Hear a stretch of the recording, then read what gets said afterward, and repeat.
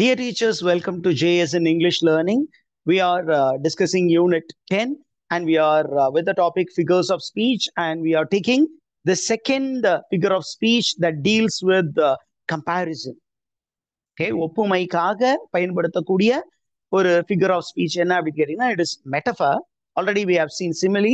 Now we are going to metaphor.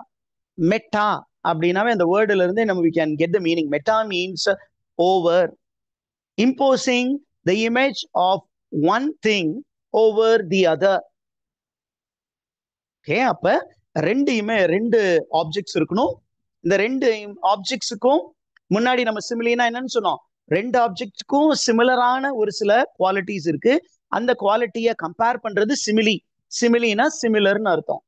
Metaphor அப்படின்னு சொன்னா there are two things. ஒரு திங்குடைய குவாலிட்டியை இன்னொரு திங் மேல கொண்டு போய் இம்போஸ் பண்ண போறோம். So we are not going to use devices like and as. Like அப்படிங்கிற வார்த்தை, as அப்படிங்கிற வார்த்தை யூஸ் பண்ண மாட்டோம். ரெண்டு இமேஜ ஒரே இமேஜா நம்ம பார்க்க போறோம். That is called metaphor. Now we are going to see examples of the metaphor. Okay, so metaphor அப்படிங்கும்போது it makes a comparison basically between two things which are not similar. Similina ரெண்டு similar things, ஆனா ரெண்டு வேற வேற things. ஆனா உங்களுக்கு இடையில வந்து ஏதோ சிமிலாரிட்டி இருக்கிறதுனால அதை கம்பேர் பண்ணோம். ஆனா இங்க ரெண்டுமே dissimilar things, but we are going to make a comparison. Okay, now examples பார்ப்போமே.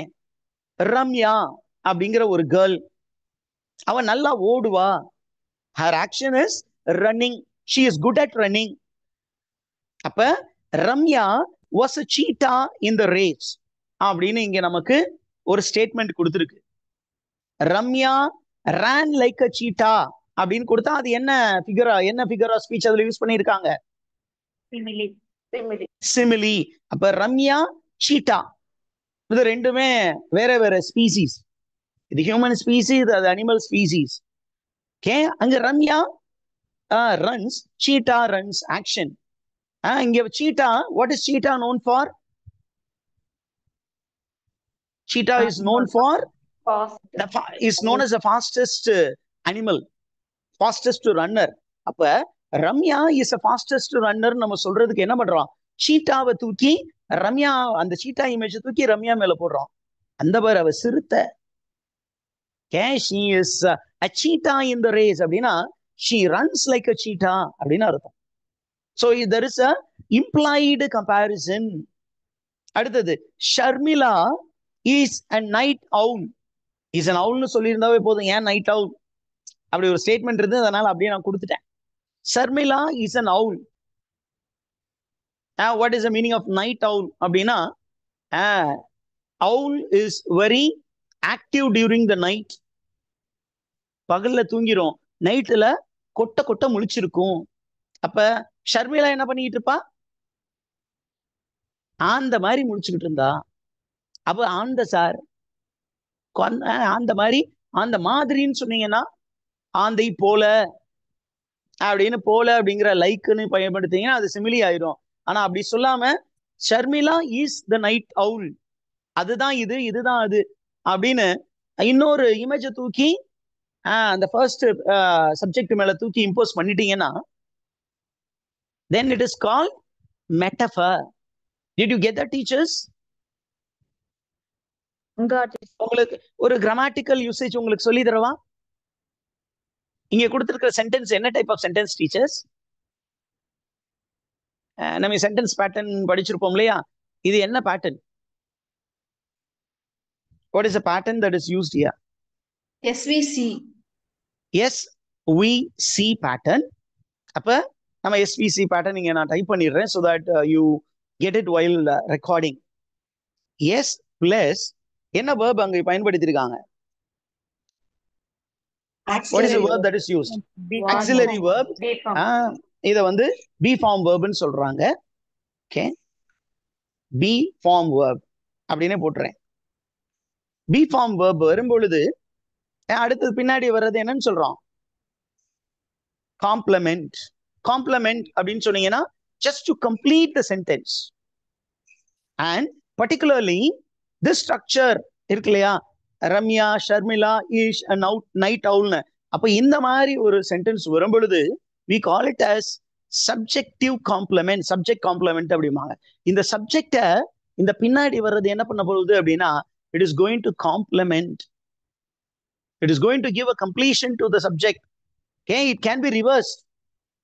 Okay, he is a doctor, doctor is he அப்படின்னு மாத்தலாம். இப்ப இங்க பின்னாடி வரக்கூடிய இமேஜ் வந்து முன்னாடி வரக்கூடிய அந்த ஒரு சப்ஜெக்ட் மேல இம்போஸ் பண்ண போறோம். ஏன் இப்ப இந்த பின்னாடி இருக்கக்கூடிய அவுல் அப்படிங்கிற அந்த நவுனுடைய குவாலிட்டிஸ் எல்லாத்தையும் சப்ஜெக்டா இருக்கக்கூடிய அந்த நவுன் மேல நம்ம இம்போஸ் பண்ண போறோம். அந்த ஷர்மிளாவுக்கு அவுலுக்குரிய எல்லா குவாலிட்டிஸும் இருக்குன்னு சொல்ல போறோம். This is called metaphor. Meta means above. எதுக்கு நம்ம அதை இம்போஸ் பண்ண போறோம்? in order to explain the nature of that being. N brother, இங்க பாருங்க, தேர்ட் சென்டென்ஸ் பாருங்களேன், the fourth sentence, my brother, அவன் எப்படிப்பட்டவன்? he is a sloth. slothனா very slow in movement. எப்பொழுதும் அது ரொம்ப ஸ்லோவா இருக்கும். அப்ப like a sloth ன்னு சொன்னா simile, is a sloth ன்னு சொன்னா metaphor. Did you get that, teachers? Yes, sir. அடுத்தது பாருங்களேன், ரொம்ப ஃபேமஸான statement, he is my shield, the lord is my shepherd அப்படின்னு ஒரு ஃபேமஸான ஒரு சாம் இருக்கு. சங்கீதம் 23:1, the lord is my shepherd. அங்க பாத்தீங்கன்னா லார்ட், ஷெப்பர்ட், ரெண்டு விஷயம் இருக்கு. காடையும் ஷெப்பர்டையும் மெட்டபாரிக்கல் கம்பேர் பண்றாங்க. காடையும் ஷெப்பர்டையும். ஒரு ஷெப்பர்டு வந்து ஷீப்பை பத்திரமா பாத்துக்குவாரு, அதே மாதிரி கடவுள் என்ன பத்திரமா பாத்துக்கிறாரு. அப்ப லார்டு ஷெப்பர்டு, லார்டு தான் ஏன் ஷெப்பர்டு, ஷெப்பர்டு தான் லார்டு அப்படின்னு கொடுக்குறாங்க. நெக்ஸ்ட் பாருங்க, இது மூணை டிஸ்கிரைப் பண்றதுக்கு ஒரு மெட்டபர் பயன்படுத்தியிருக்காங்க. the moon was a broken bangle to night. Moon பாக்குறாரு, அங்க தேய்பிரையில இருக்கு ஒரு சின்ன கோடு மாதிரி இருக்கு, பாதி இருக்குது பாதியை காணோம். அப்ப அதை எதுக்கு ஒப்பிடுறாங்க? a broken bangle. moon, how did it appear? it appeared like a broken angle. அப்படின்னு லைக்னு வந்துச்சுன்னா சிமிலி, இல்ல சார் அது broken angleன்னு சொன்னீங்கன்னா, broken bangleன்னு சொன்னீங்கன்னா metaphor. did you understand that? Yes, sir. okay, அடுத்தது பாருங்க, இதெல்லாமே இந்த பாப்புலரான expressions, metaphorical expressions. a blanket of snow. Snow, பனி படர்ந்து இருக்கு. அது படர்ந்து இருக்குது எப்படி மாதிரி இருக்கு அப்படின்னா, நம்ம போர்வையை போத்திக்கிட்டு இருக்கிற மாதிரி, அது பனியும் ஒரு போர்வை மாதிரி இருக்கு. Metaphor. Snow and the blanket. Blanket covers the body, snow covers the mountain. இதை ரெண்டையும் கனெக்ட் பண்ணிட்டான். Snow as a blanket. அடுத்தது பீட்டிங் அ டெட் ஹார்ஸ். நம்ம தமிழ்ல சொல்லுவோம், செத்த பாம்பு அடிக்கிறது அப்படின்னா என்ன அர்த்தம்? ஏற்கனவே அவனுக்கு ஒன்றும் இல்லை, அவனை போய் ஏன்டா அதை அடிக்கிற, ஒண்ணும் இல்லாத பூச்சி, வாய்ப்பு உயிரே இல்லாத இதை திருப்பி ஏன் அடிச்சுக்கிட்டு இருக்க, இட்ஸ் அன்னெசரி ஆக்ஷன் சொல்றதுக்கு beating a dead horse. she is my better half. That's a idiomatic expression. Sorry, it's a idiomatic expression. It is also a metaphorical expression. A better half, என்னுடைய பாதி, ஆனா பெட்டரான ஒரு பாதி. black sheep. black sheep தான் என்ன? a being which does not fit into the group. எல்லாமே நல்லவன், அவன் ஒருத்த மட்டும் அப்படின்னா அவன் தான் பிளாக் ஷீப். கெட்டவன் அப்படின்னு இப்போ ஒரு மீனிங் வந்துருச்சு. go to the next one, couch potato. couch potato அப்படின்னா always you are in a particular place, அப்படியே சீட்லயே உட்கார்ந்து இருக்கிறது. அப்ப அவனை எப்படி டிஸ்கிரைப் பண்றாங்க? he is a couch potato. early bird, he is a early bird அப்படின்னு சொன்னீங்கன்னா என்ன அர்த்தம்? அவன் எப்பொழுதுமே காலையில 3 மணிக்கெல்லாம் எந்திரிச்சிருவான் sir. such a person is called early bird. early Shirley bird catches the worm அப்படின்னு ஒரு அழகான ஒரு ஸ்டேட்மெண்ட் இருக்கு. early Shirley bird catches the worm. if you get up early you will get it. நீ என்ன வேலை செய்றீங்களோ அதிகாலையில் எந்திரிச்சு you will get it. heart of stone. his heart was a heart of stone அப்படின்னு சொன்னாங்கன்னா he had a heart like a stone அப்படின்னு சொன்னீங்கன்னா stone எப்படி உணர்ச்சி இல்லாம இருக்கும் அது மாதிரி அவனுடையதும் அது போல அப்படின்னு சொன்னீங்கன்னா அது சிமிலி. ஆனா he has a heart of stone சொன்னீங்கன்னா அந்த ஸ்டோன் மாதிரியே என்னுடைய ஹார்ட்னு அர்த்தம், implied meaning. So unfeeling person. Heart of gold, heart of gold அப்படின்னு சொன்னீங்கன்னா a compassionate person. Late boomer அப்படின்னு கேட்டீங்கன்னா ஏஜிங், ஏஜ்டு பர்சனை குறிக்கிறதுக்கு. லைட் அப் மை லைஃப் அப்படின்னா like sun which makes the day bright, he made my life bright. லேட்டா ஒருத்தவங்களுக்கு குழந்தை பிறகுதுன்னா என்ன சொல்லுவாங்க, my child lit up my life. சூரியன் வந்து லேட்டா வந்தாலும் இந்த பூமிக்கு அது தேவையான. அதே மாதிரி ஒருத்தருக்கு குழந்தை பாக்கியம் அப்படிங்கிறது லேட்டா வந்தாலும் அட்லீஸ்ட் எனக்கு உதய சூரியன் மாதிரி வந்துட்டான். Next one, to speak about the culture in the present time, we call it as a melting pot. Canadian culture is melting pot culture னு சொல்லுவாங்க. People from various culture, they come together and they become one, amalgamated. Night owl ஏற்கனவே பாத்தியாச்சு.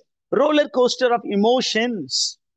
roller coasterனா up and down feelings in life. அதை சொல்றதுக்கு roller coaster ride. roller coaster ride இப்படி மேலையும் கீழையும் போயிட்டு வர மாதிரி இவருக்கும் இமோஷன்ஸ் அப் அண்ட் டவுனா இருக்கு. இந்த ரெண்டையும் ஒன்னா ஜாம் பண்ணிட்டாங்க. அந்த இமேஜை தூக்கி இதுக்கு மேல அமுக்கிட்டாங்க. Slippery slope, a very dangerous place அப்படிங்கிற ஒரு இமேஜ். நான் பக்காவான ஒரு எக்ஸ்டெண்டட் மெட்டஃபர்.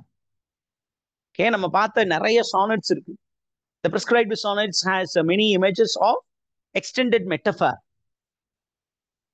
நம்ம பார்த்தோம்ல டீச்சர்ஸ். நான் உங்களுக்கு ஒரு example from literature, from William Shakespeare's As You Like It.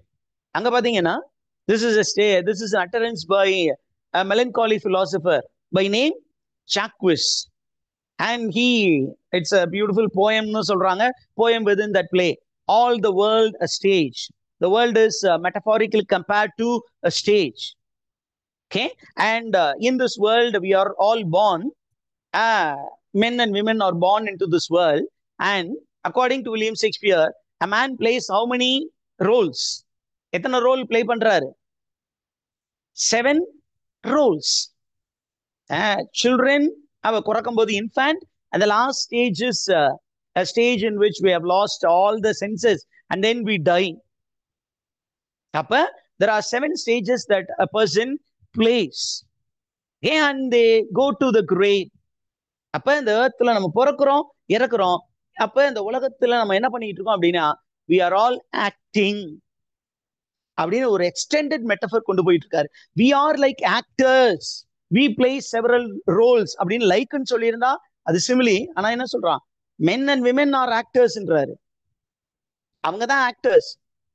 ஆக்டருக்குரிய எல்லா குவாலிட்டியையும் யார் மேல இம்போஸ் பண்றாரு? பிறக்கக்கூடிய ஆண் குழந்தை பெண் குழந்தை மேல இம்போஸ் பண்ணி இப்படி பண்றதுனால it is called metaphor. Did you understand what is a metaphor? Did you get it? Yes, sir. Okay, and we have come to the end of today's discussion.